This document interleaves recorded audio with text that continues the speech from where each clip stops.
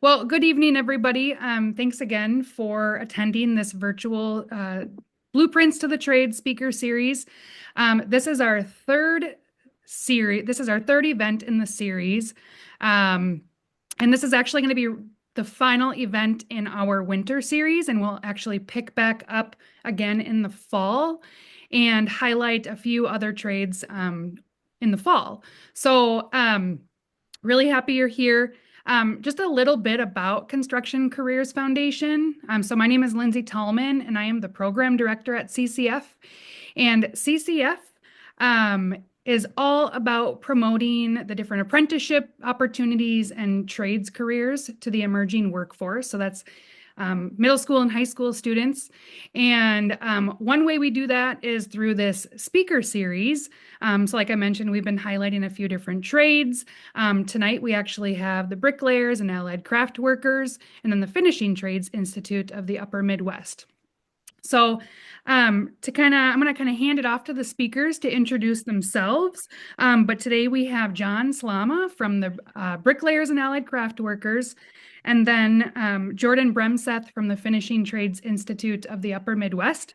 So I'll let them introduce themselves. And if you two just want to share a little bit about how long you've been in your current position, what inspired you to pursue your career path, and what is your favorite part about your role?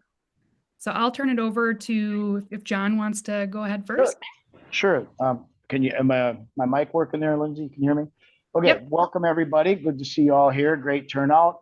As Lindsay said, I'm John Slama. I am the manager of operations for the Bricklayers and Allied Craft Workers. The Allied Craft Workers piece covers restoration and tile and trazzo. So that's the trades we cover. I've been in this current role since 2016. I've been at the training center, which goes by pretty quick. And before that, in 1984, I graduated high school. And yes, I am an old man, and I am been in the trades ever since then. So it's been a great career. I would tell you the best thing about the trade is what we build lasts. I know that some of you may think the aliens built the pyramids. They didn't. Stonemasons did. And we are still building structures that last today. So that's a little bit about me, and I would turn it over to Jordan. I'm sure he's excited to talk a little bit about his trade. Thanks, John. Good evening, everyone. Yep, my name is Jordan Bremseth. I'm the recruiter for the Finishing Trades Institute of the Upper Midwest. We're the apprenticeship program for the Painters Union, so the International Union of Painters and Allied Trades.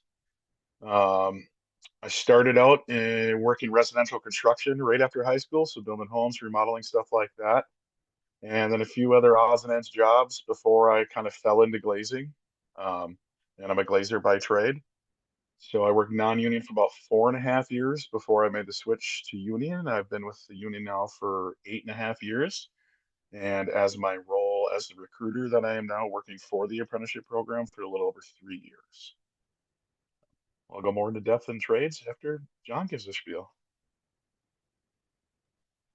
Perfect.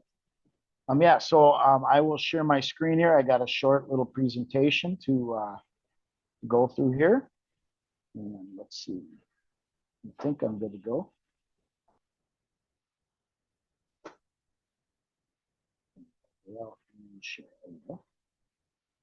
All right. All right, everybody can see this slide I have up here. Okay, you see it? Okay, good. All right. So we are the apprenticeship and construction trades, we're the BAC, but I'm going to talk a little bit broader, a little bit about apprenticeship in general. Here we go. College versus apprenticeship, just as a couple of points of topic. 90% of all high school seniors graduate. 43 to 45% of those graduates will go on to a four-year college, but only a third of those will complete their degree within 4 to 6 years. So there's a high percentage of dropout, 2/3 dropout. College versus apprenticeship.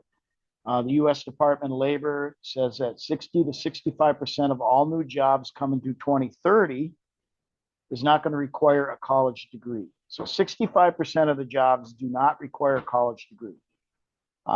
Forbes has identified 20 well-paying jobs. I highlighted a few here. Healthcare and home care, $33,000 to $36,000 a year. Truck drivers, 50 to 60,000. Medical assistants, 38 to 46,000. Union laborers, 65 to 80,000. Carpenters, 70 to 90,000. And bricklayers, 70 to 90,000. That's union labor on the bottom three. And that's just wages. That does not talk about what benefits are. And as you talk to career counselors, your parents, you can start to understand the value of those things. An apprenticeship.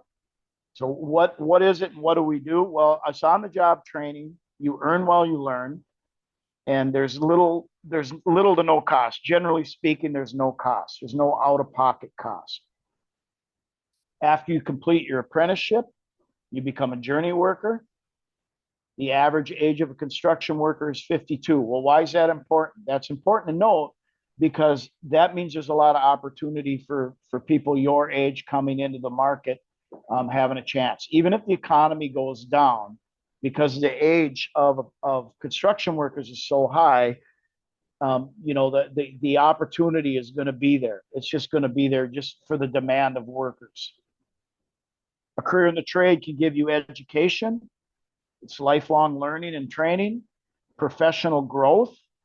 You could take leadership classes. They're no charge. It gives you, most importantly in the union, you get safe, skilled, and proficient craft workers. The union trades really push safety and doing things in a way that you go home at the end of the day. Non-union is not so much that. Construction, if you look at total monthly wages, you just as a starting wage that you can earn. This didn't transfer well, but under the BAC, it's up to $5,359 of gross income a month. Now that's if you work every day, 40 hours a week. You're not going to probably, but that's an idea to see that that's the potential earning. 4,000 if you come out of a 4-year degree with a business with a BA, and that's your first year of earnings. So $4,000 for the first year college versus the potential to earn 5,500. And the one thing that's not on there is that you lost 4 years of earning going to college and you're in debt because most of the time you have a loan to go to those 4 years. Healthcare coverage, if you talk to your parents, it's very expensive. If you are not in a union, you get that benefit. No matter what union you're in, you're going to have health insurance benefit in addition to your wage. If you're on your own, you're going to pay $400 to $600 a month out of your pocket. So that would come out of that $4,000 per month. Retirement, we all have pensions. Some of us have annuity funds, but you contribute up to $2,000 a month in our fund, but it varies for fun. But that's $2,000 a month going into retirement.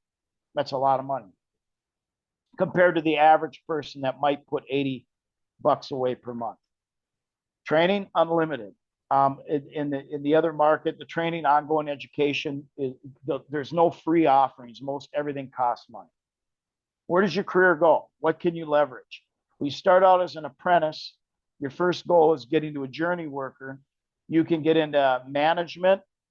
You can get into education and training like Jordan and I are in, or like Lindsay's in. You can go into business ownership, union leadership. You can even go into sales and market that for organizations that supply to contractors, specialty supplies.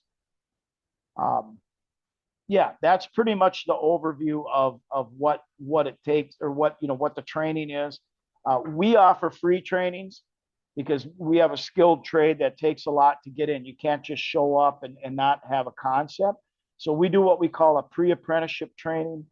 The next class we have is June 6th. We have openings for that.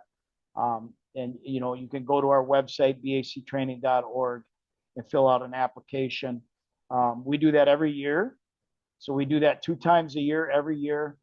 And 90% of the people that complete that class end up with an opportunity at a career. What are 5 good reasons to become a construction career worker? They're transferable skills. Once you learn a skilled trade, no one can take that away. You can apply it in all different things in your life. The availability of jobs, as I mentioned, due to retirement. We just looked at our pension fund here in 1 month. We just had 23 members retire in 1 month, just this last in January.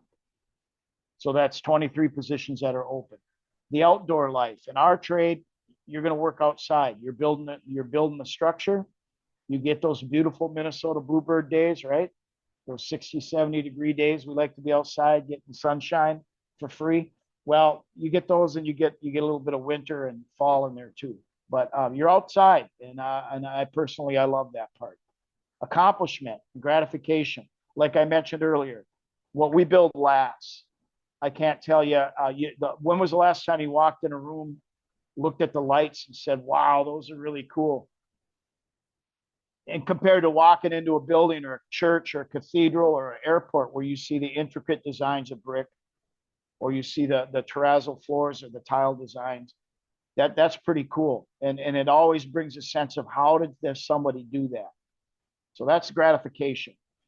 And it's a great pay, and it's a great career path. No matter what trade you get in, it's a great opportunity. Obviously, I'd like to see in our trades, but if you joined Jordan or any other trade, I think it's a great way at a middle class income. I've raised 4 girls.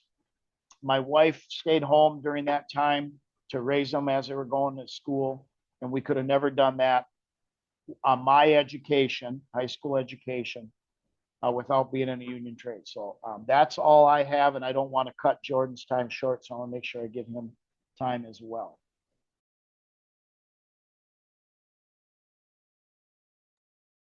All right, thanks, John. My trades, right? We're kind of the other side of the finishing industry, like John is, right? They do a lot of the exterior work of the floors and finish it off. My trades kind of show up after the carpenters, right? When the buildings start getting built, they're moving up, walls are going up, the carpenters hang the sheetrock, and then my drywall finishers come in. So they do all the taping, mudding, sanding, texturing, essentially all the prep work for the commercial painters, right? Then our commercial painters come in, and they're the ones that are going to apply color to everything. They're kind of decorators. Where they also do things like what we call vinyl hanging, which is, for a good reference, essentially like glorified wallpaper, right? Just comes in a lot larger roll and it's a lot more durable. You see a lot of that at hospitals and hotels, like in the hallways when we're doing like luggage carts and stuff going down the hallways. When they put that vinyl on the wall, it'll help kind of hide the defects a little bit longer than just bare sheetrock. And it makes it a little bit more durable too. It's that the vinyl hanging was kind of dead for a long time, right? It wasn't as prominent in the industry for quite a while. And, like John said, with the average age getting up there in the construction industry, that generation looking to leave right now is the one that had all the knowledge of doing that type of work because it kind of disappeared for a few generations.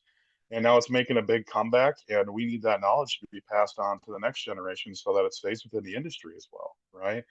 And that's a big difference with unions is having those registered apprenticeship programs that give you those opportunities to you do things in that controlled environment that you might not have encountered in the field yet working on that on the job training, right?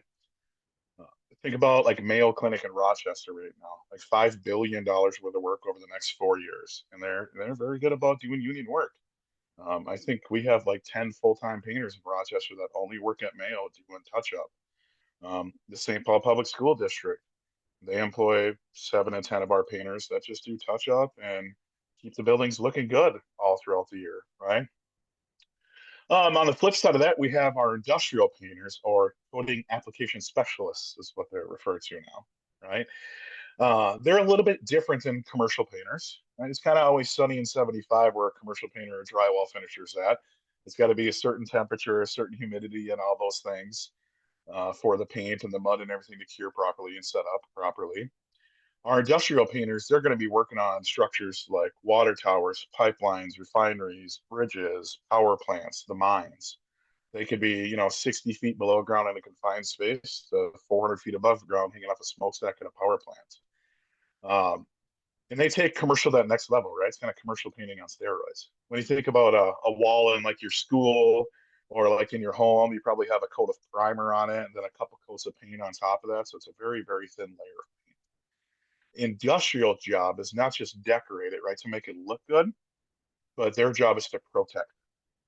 Because look at every single vehicle driving up and down the road right now as we get through winter and all the salt that's just eating away at the coatings on the vehicles and making them rust. Same concept when we're talking about our bridges and all our structures like that, like steel. When it's exposed to that, it just starts breaking down. And it is an industrial painter's job to ensure that that doesn't happen, that that product lasts.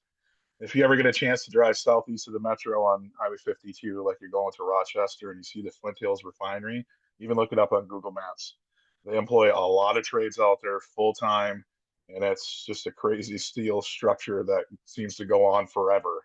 And our painters are there year round for the most part. They definitely slow down in the winter, but then they get crazy in the summer. It's kind of hard to paint a bridge in the middle of winter as well, right? Minnesota.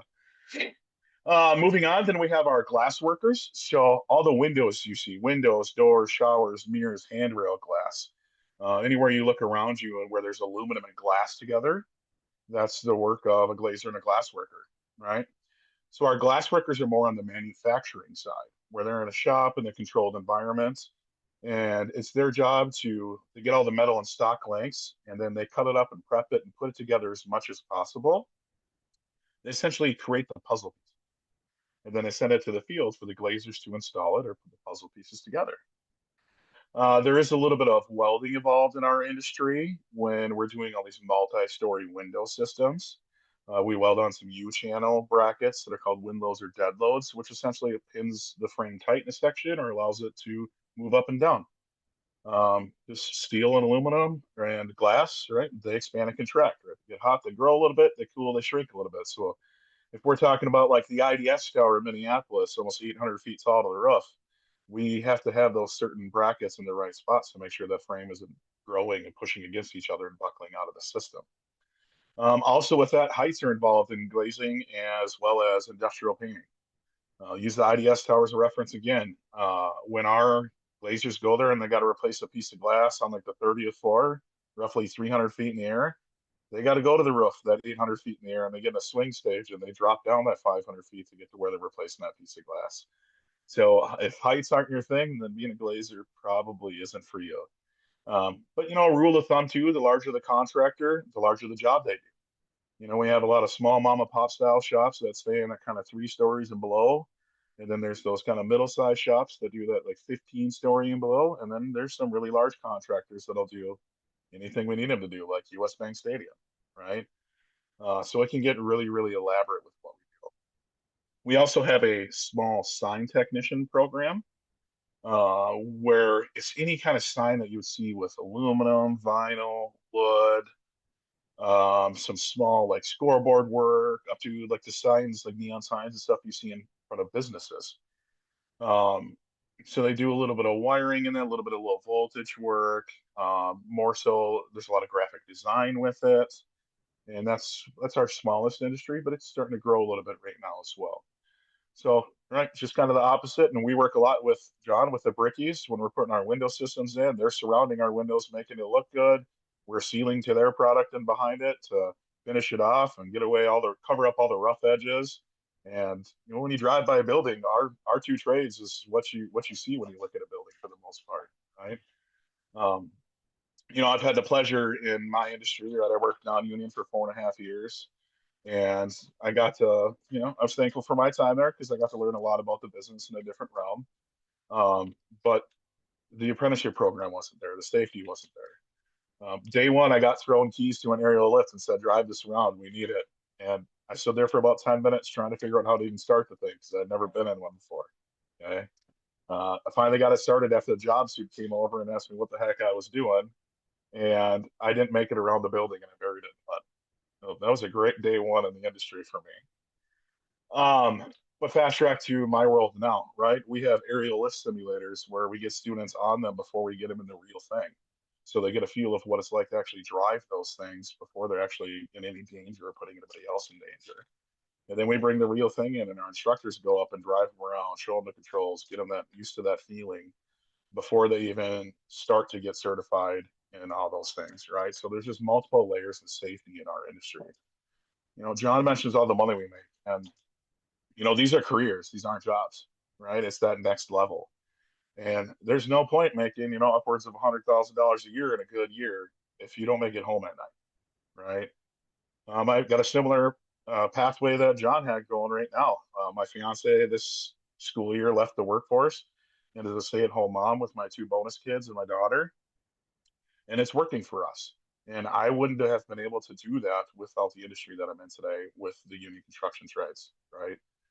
Um, my industry, my building, my union, it changed my life. Okay. And never looking back, and I've been forever grateful for what this has brought to me, and the opportunity this presented to me. Make no mistake, right? I manifested a lot of that, but I definitely had mentors along the way to give me that kick when I needed it to keep me pushing and keep me going. Um, but there are so many pathways beyond the tools now as well. You don't have to stay on the tools forever. Our school, we're actually an accredited college as well, and we offer our students an associate's degree in construction technologies for as little as $750. I'm currently in that program and I graduate this spring. So in May, I'll have completed my associate's degree and something that I never thought I would do, right? I never thought I would go to college. My brother started college right out of high school and wanted to be a DNR officer. And then realized, well, when you're a DNR officer, you don't actually get to hunt on all the openers and all those things because you got to be out there checking everybody. And he didn't make it while a year into college. And he had a similar pathway too, worked non-union as an electrician and made the switch and worked for a handful of years in the field, just like me. And then we both came into the office. So he's part of the electricians union local 292, and he's an organizer for them now. And like I said, my mom worked 3 jobs for a lot of years growing up, right? And kind of still doing it when she probably should retire. And she took care of us at a young age, right? And now we have the ability to take care of my mom, right? So not only am I supporting my immediate family, I'm able to take care of my mom too, so she doesn't have to do as much anymore, right? I get the ability to pay her back, right? And at a younger age than most people. Okay, so there's a big difference between a job and a career. And make no mistake, construction is dirty, dusty, hard work. Okay. There's ups and downs. When construction's awesome, it's awesome. There's work coming out your ears. You can work as many hours as you want to when it's there. There's some slow times. It happens, right?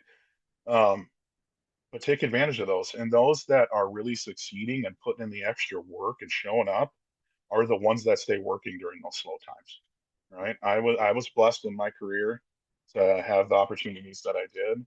And, outside of COVID, I only collected one unemployment check in the last 13 years. And in the construction industry, I think that's pretty good, right? I think it's really good. Now, make no mistake, I definitely got laid off. Things happen, things get slow at a company, but that's the beauty of the union, right? Is there's another shop that might have work, even if the company you're working for doesn't. And you can just switch shops and it's the same pay, same benefits. You just keep moving forward and you don't have to start all over. You just keep cruising, right? Somebody else is sending your paycheck on Friday, but the money's still green. So that's a beautiful thing with it too, right? And being an international union, right? Any union painter, taper, glazer in North America is our people, right? Represented by us on an international level. So if you decide that you want to move to Florida or Texas or Vegas or Cali or New York, wherever it is, right? You can transfer from our building, our district council, or our FTI, and go to that district council or local and be making the top wages in that region, right?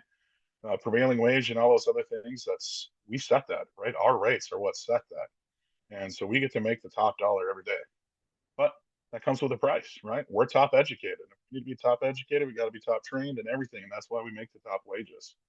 So there's a lot that goes into it. And it's a commitment, but it's very, very rewarding. So my job isn't to convince you to be a painter, taper, glazer. My job is to let you know that we exist, right? And we're a viable opportunity comparable to a 4-year degree, like John showed you earlier.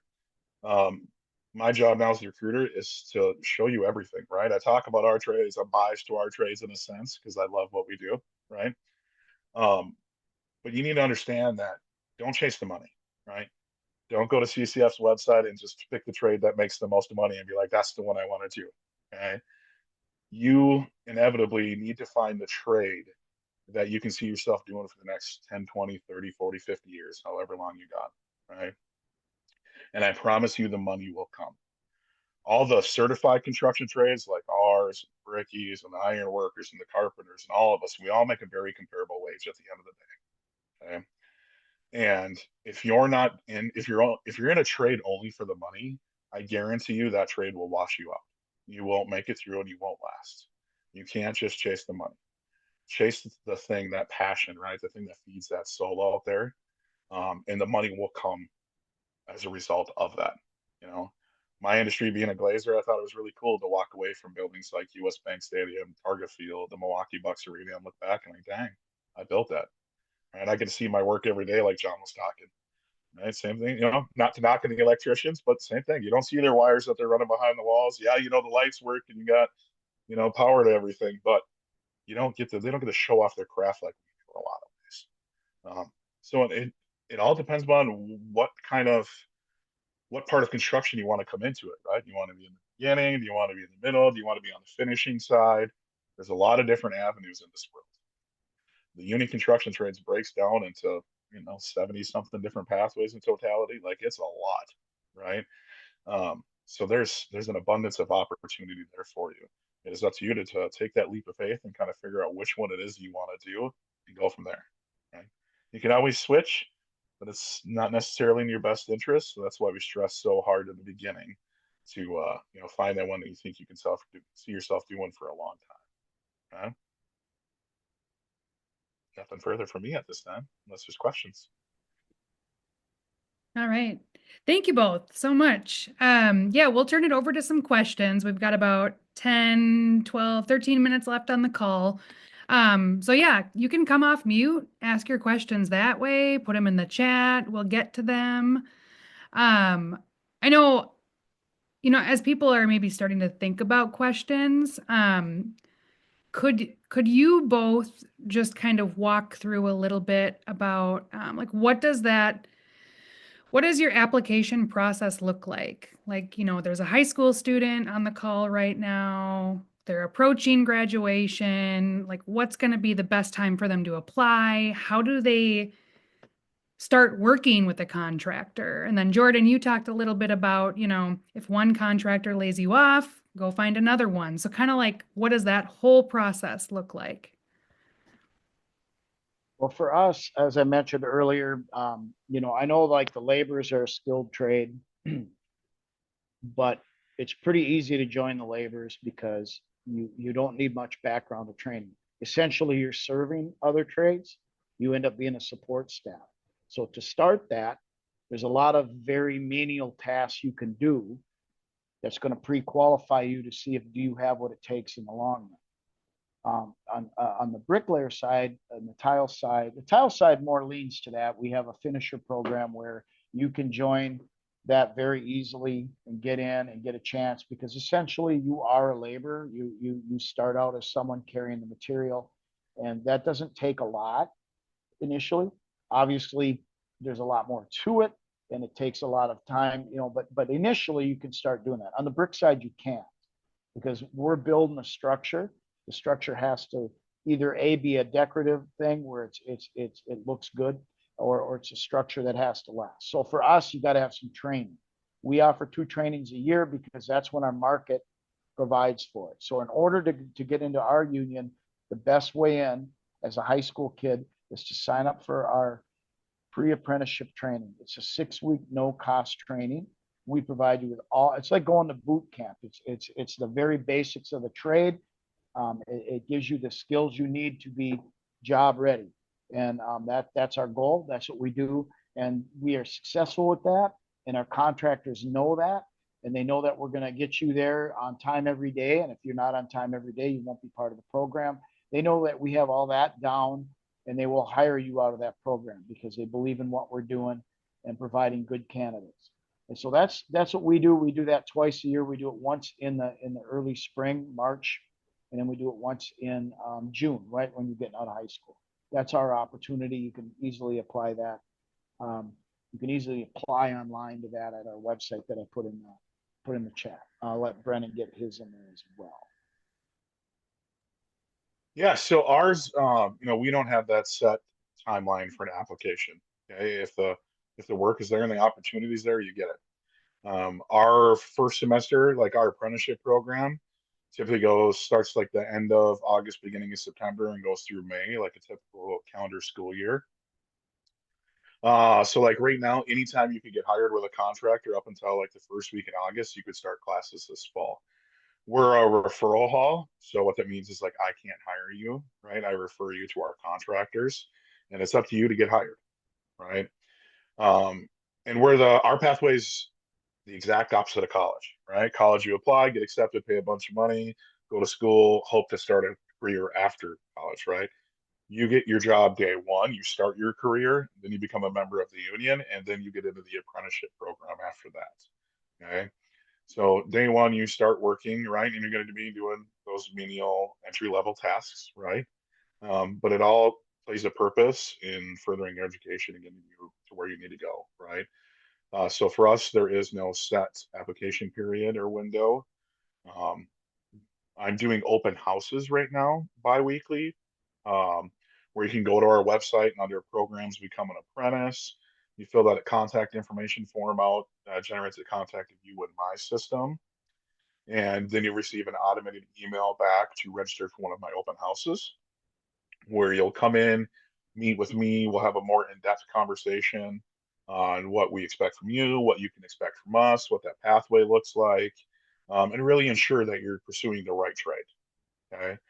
And at the end of it, we'll go over wages for that respective trade, and we'll go over a contractor list, and we'll point you in the right direction.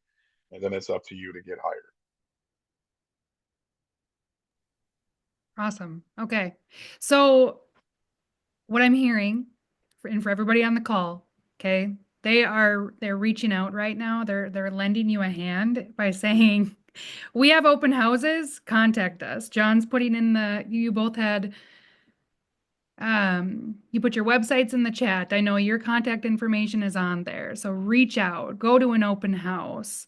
Definitely go see the facilities if these two have open houses, because I think then you really get to see what's happening and where the magic all happens. So I highly encourage that too.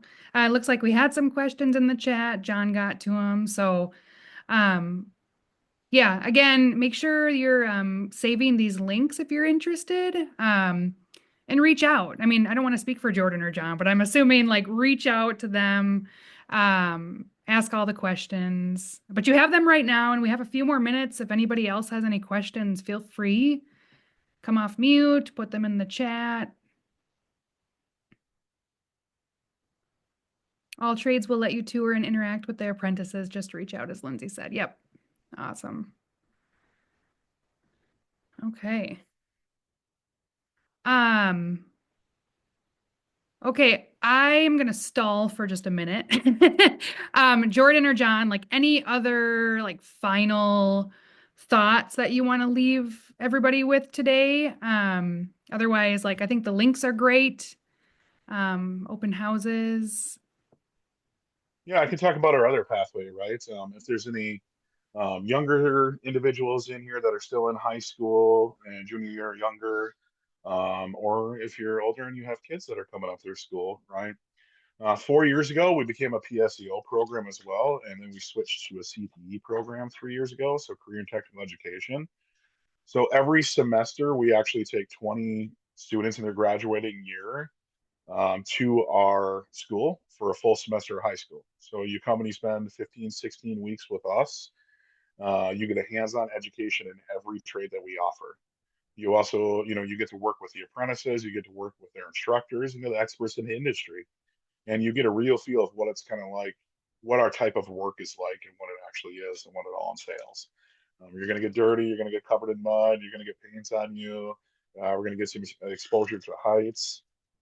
We're going to do some financial literacy, which is Phil, our high school instructor, has created essentially a game of life based upon our trades, which is really, really cool. And it gets to show you the money that you could be making in our industry day one. And we just got a whole bunch of fake money, and the kids, the students really love it when they're fanning out their $100 bills at the end of the week. And then, I can definitely hear it down the hallway in my office when they're losing money that week and other things. So that's another pathway for us too. If you're in the metro area, we're partnered with almost 40 different high schools, I think, right now, and the whole St. Paul district with a bunch of others, where you're able to, through your high school, come to our school for half a year essentially. So there's a lot of pathways. And like I just said earlier, right, find that trade that's for you. Explore the CCF website, learn as much as you can on there. I teach another night class and I send them to CCF website. That is one of their homework assignments is to go to the website, choose your top 3 trades, and let's dig into those, right? So really pursue that passion and do as much as you can to in research and everything like that beforehand before you start taking that leap of faith. But even coming and seeing John or myself or any other of the unions, that's not a commitment to anything, right? You come check it out, you learn what we do, what we got going on, see it for yourself, and then you make your decision later on, you know. And the reality is, I think our average age of our apprenticeship program was 27 years old this last school year, and I believe it's gotten younger this year because I want to say we ended up bringing in about 20 individuals that are like 21 and under this year to start in our industry, which is what we need, what John talked about, right? We have a lot of 18-year-olds. We have 4 students from our high school program last year that graduated in June and went right into the workforce, 3 industrial painters and a glazer. So day one, they're making right around $30 an hour with no experience right out of high school. And that's hard to do in the world right now, right? Um, so that's just a beautiful thing that the diversity in the workforce is growing. We're getting younger. There's never been more opportunity for individuals today than there was, than in history.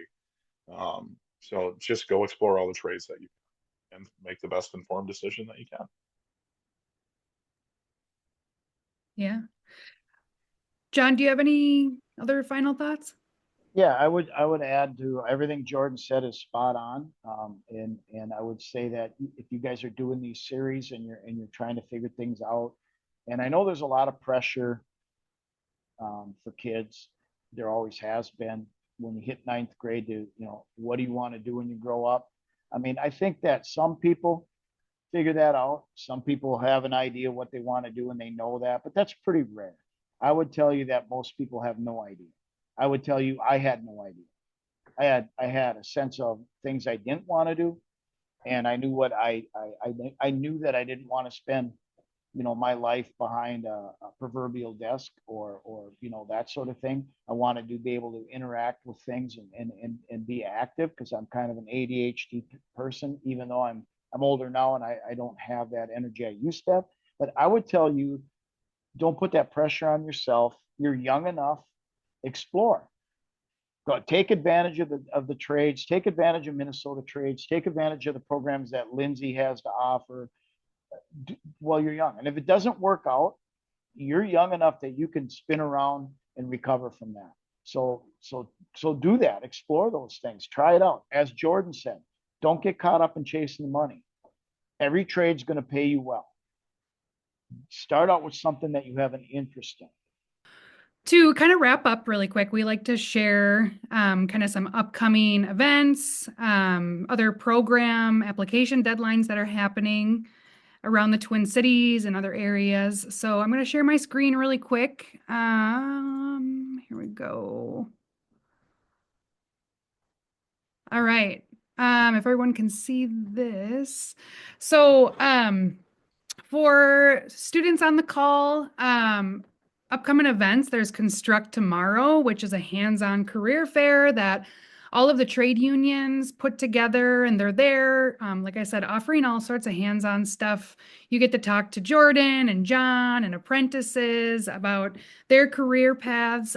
So if you haven't attended one of these events before, make sure your school's aware.